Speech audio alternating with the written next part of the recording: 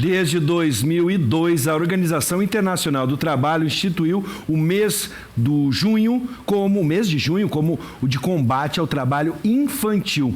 Uma realidade de quase 3 milhões de crianças e adolescentes no Brasil inteiro, segundo estimativas do IBGE.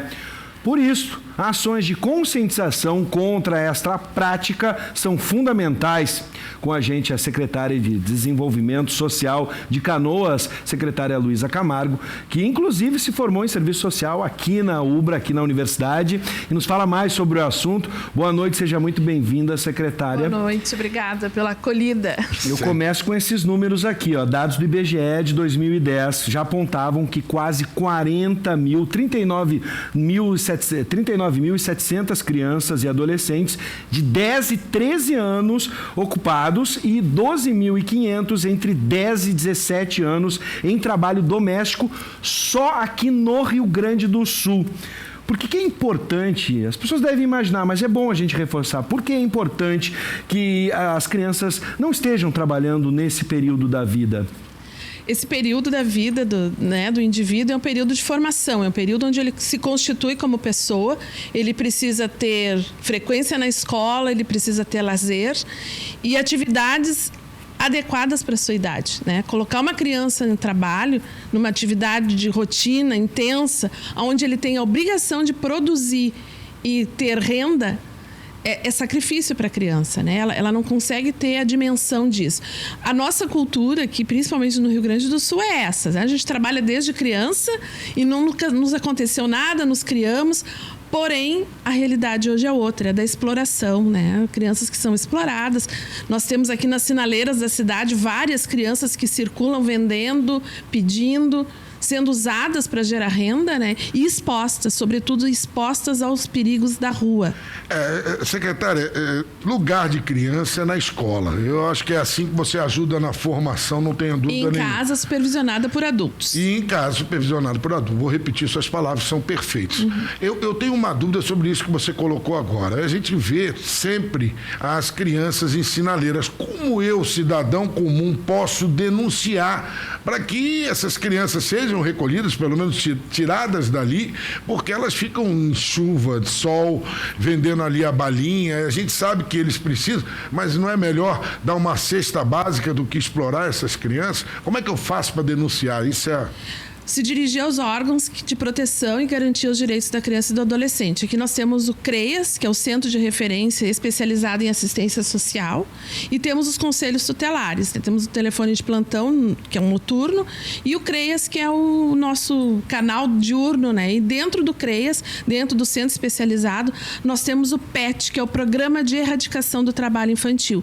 Temos uma equipe que identifica, vai em loco, identifica a criança, conversa com a família, faz as abordagens nas sinaleiras, conversa, mas além da denúncia, eu, enquanto cidadão, o que eu devo fazer é não abrir a janela do meu carro e comprar o produto ou me submeter àquele tio me dá, porque é isso que sustenta essa situação. Você tirou aqui o que eu ia acabar de lhe perguntar, secretária, porque quando você compra essas balas, enfim, o que for, você está gerando renda. E aí eles vão continuar ali porque está entrando dinheiro, né? Se eles estão ali é porque alguém compra, né? Então, como cidadã, perfeita a sua colocação, não devemos... Não, nós já fizemos inúmeras abordagens nas sinaleiras, distribuímos material, conversamos com os motoristas, a equipe do CREAS e do PET tem material, divulga, a gente conversa, fala para as pessoas que quem financia, quem mantém essa situação do trabalho infantil irregular, e muitíssimo irregular, que é uma criança exposta a uma sinaleira, à rua, à exploração sexual, né, a servir, né, para o tráfico de drogas, porque, enfim, a gente vê coisas assim absurdas onde as crianças são envolvidas. Somos nós que financiamos isso. Na medida que nós baixamos o vidro do nosso carro ou andando no centro da cidade, na porta do banco, tia, compra a balinha de goma aqui, e a gente compra. Somos nós que mantemos essa situação na medida em que a gente compra ou que a gente, por pena, diz, eu vou ajudar. Isso não é ajuda.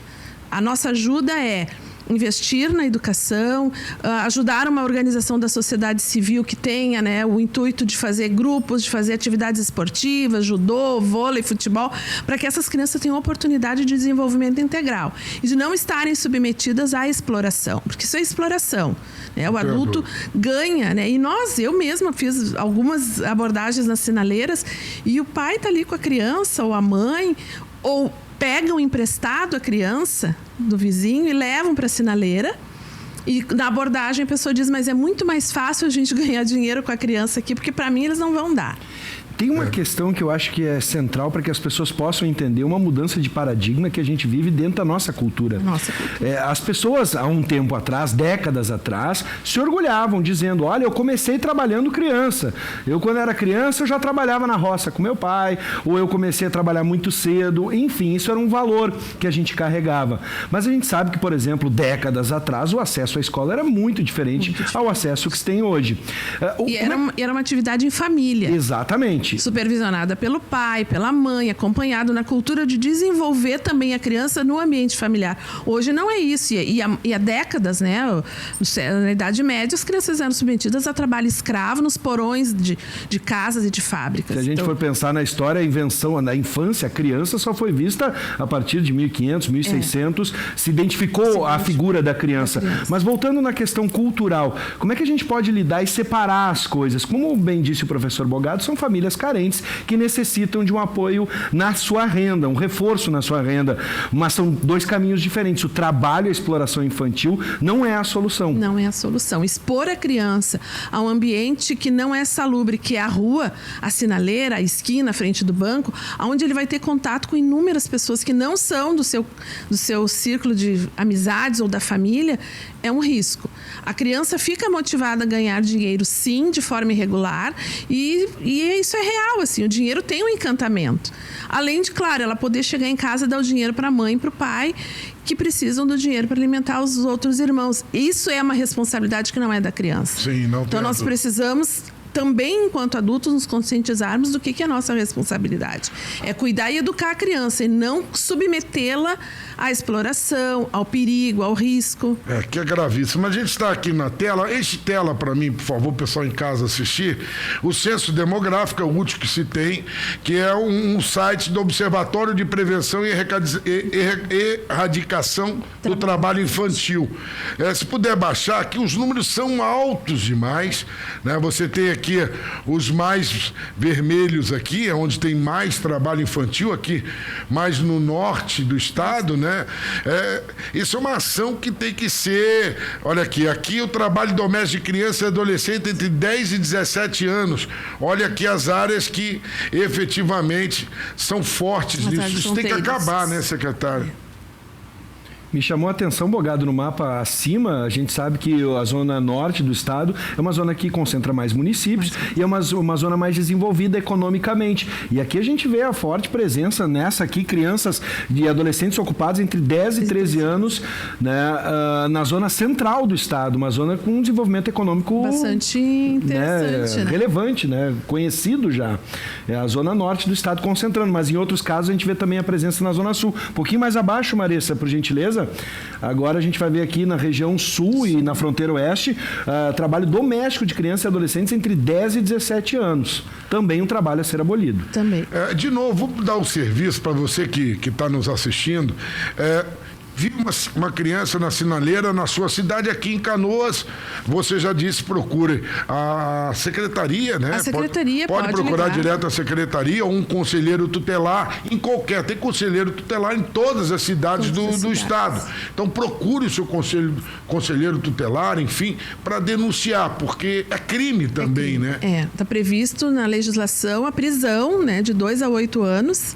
Já há uma emenda aí parlamentar para que se mude se aumente mas é crime, prevê a prisão. Se eu estiver explorando crianças, isso é visível para quem está na rua. Se tu parar para observar, as crianças estão ali vendendo, pedindo, transitando. Mas tem um adulto, logo em seguida, que mantém, como a gente diz, repõe o estoque. Ou da água mineral, ou das balas, né? Ou, enfim, do pano de prato. Ele não tira ele próprio de algum lugar. Um adulto traz isso.